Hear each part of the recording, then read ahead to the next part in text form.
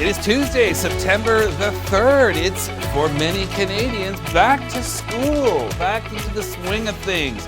And at Iqaluit, that means back to the snow. Well, flurries anyhow. Thank you, Frank Reardon, for sharing this. This was the scene yesterday. Of course, September snowfall in Nunavut is not uncommon.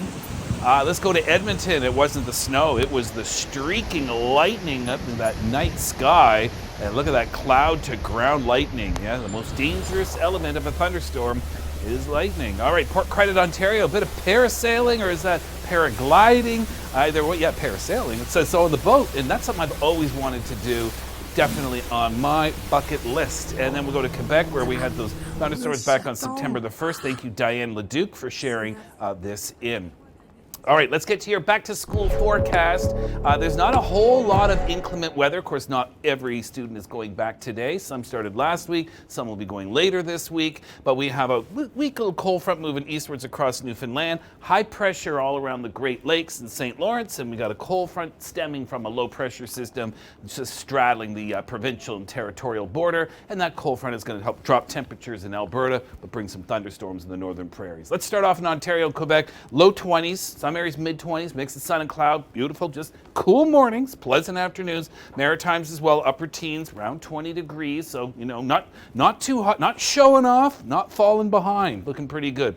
Newfoundland, you got some scattered showers. There's your front. So that moves out by this evening, maybe a couple of showers with our warm front in northern Quebec. Otherwise, it's all about high pressure, and those temperatures are going to hold steady in the mid-20s in, say, Toronto, Ottawa, and Montreal this week.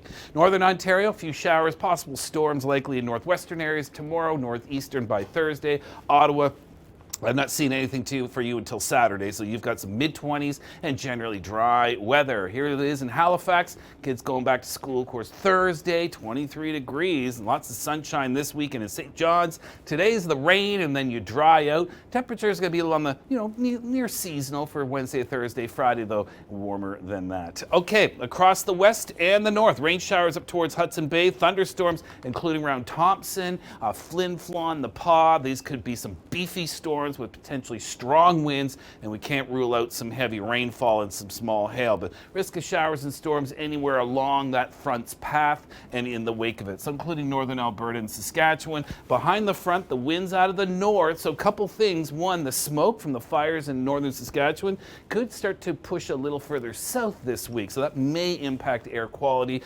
Temperatures today in Regina, 32, Winnipeg, 29. Tomorrow, you'll start to cool down a bit in Manitoba, but it's Thursday that's going to have the more fall feel, so that's really in the wake of that front. Regina, 32 today, 22 tomorrow, so noticeably cooler. Most of the thunderstorm activity to the north. Let's take a look at the west. We got an impressive low pressure system, but it's well offshore.